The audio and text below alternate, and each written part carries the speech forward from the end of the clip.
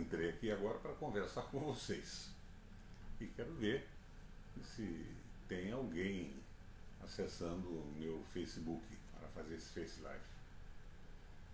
A minha intenção é passar para vocês algumas informações. A democracia é um sistema maravilhoso, mas a democracia depende de informação. Um povo mal informado vota mal. Foi o que aconteceu, por exemplo, nessa última eleição.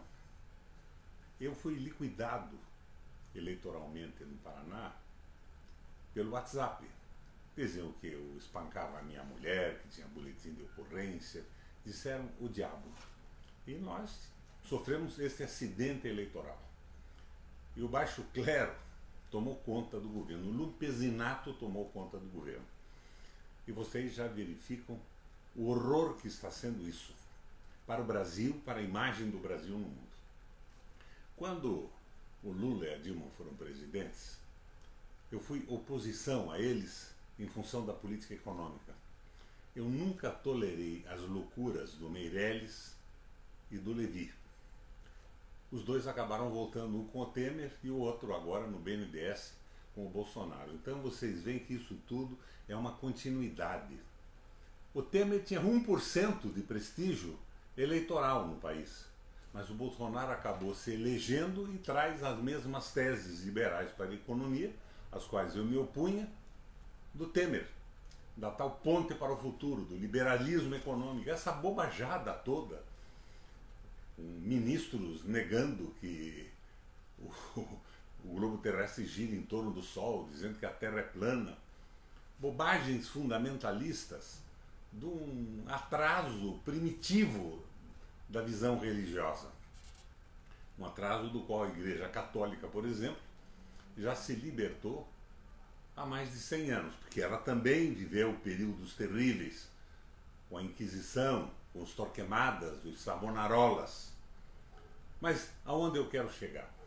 Eu acabei, quando vi A Ponte para o Futuro, e como eu conhecia a cabeça e o comportamento político do Temer, do Meirelles e do Moreira, eu me opus ao impeachment.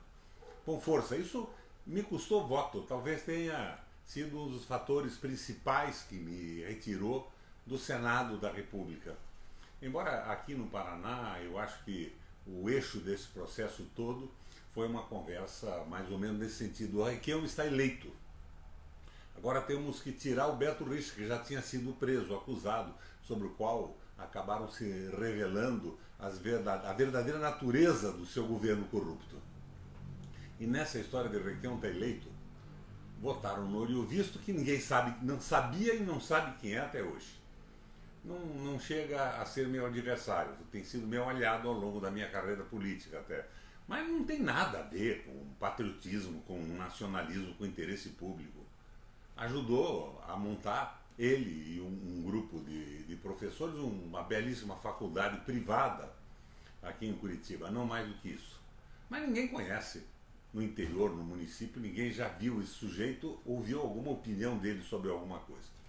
Então eu quero conversar com vocês sobre a Venezuela.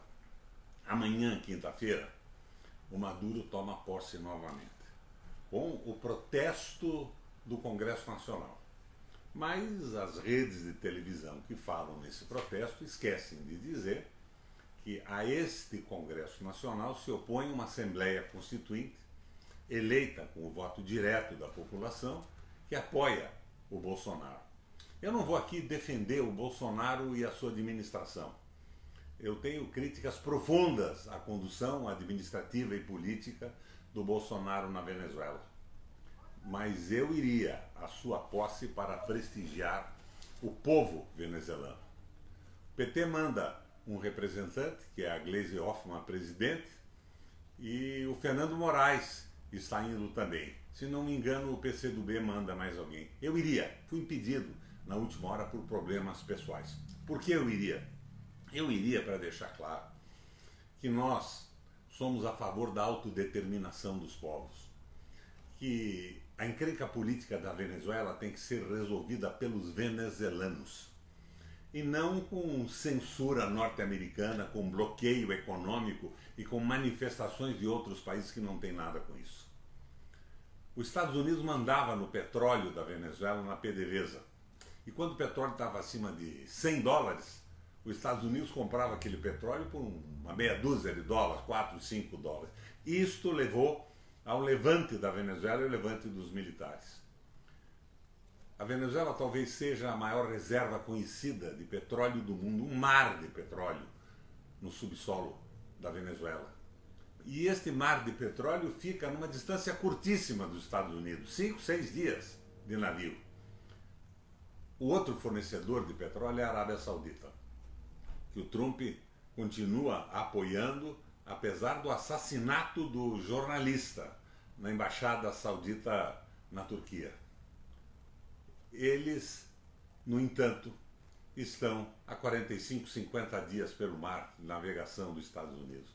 Então, a grande guerra dos Estados Unidos contra o Maduro não é uma crítica que eles possam fazer à administração do Chávez e do Maduro. E insisto, eu não sou adepto de muitas coisas que o Maduro faz. Mas eu não posso admitir que os interesses econômicos dessa guerra geopolítica entre Estados Unidos, China e Rússia interfiram na autonomia e na autodeterminação do país.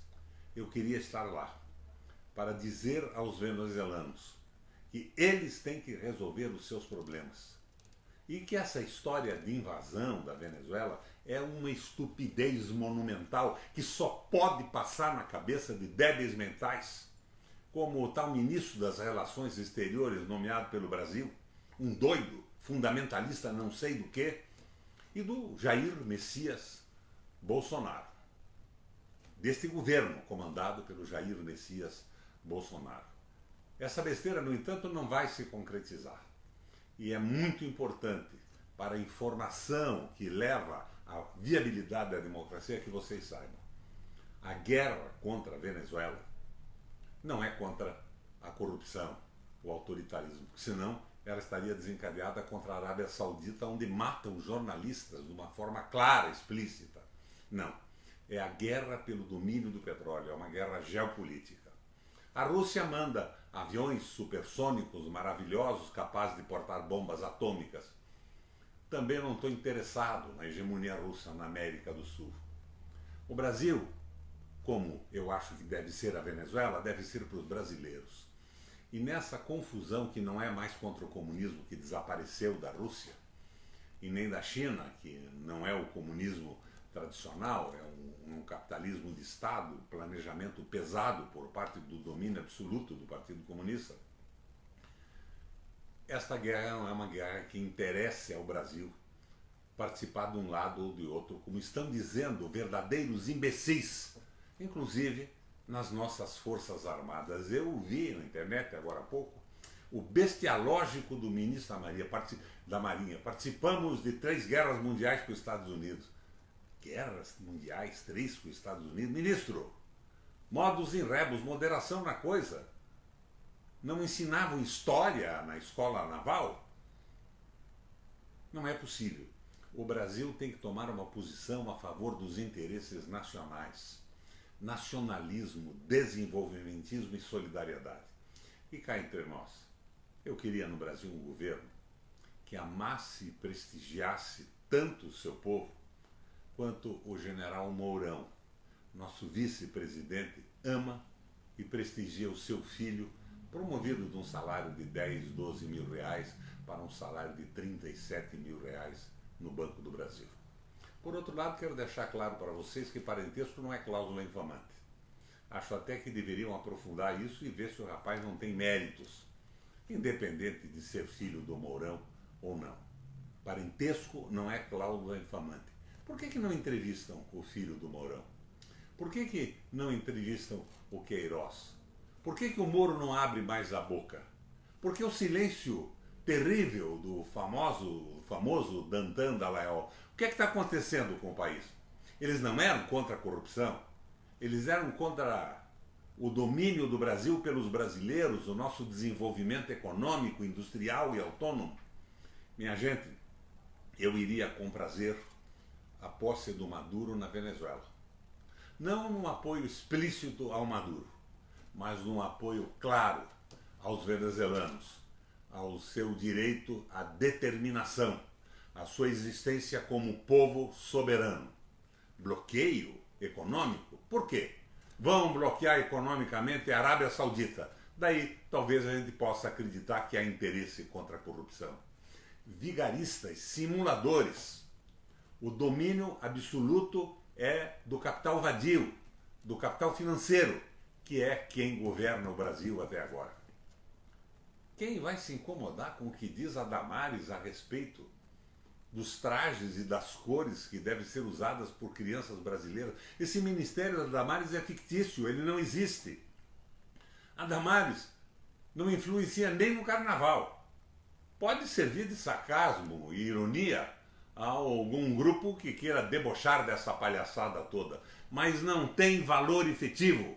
Atrás desses escândalos, dessas asneiras, dessas inconsistências de dizer que a Terra é plana, escondem o entreguismo, o fim de um projeto soberano, o fim de um projeto de nação.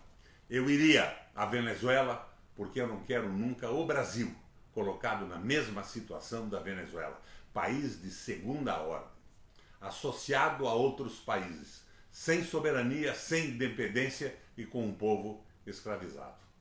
Era o recado que eu queria dar essa tarde. Uma boa tarde para vocês, companheiros.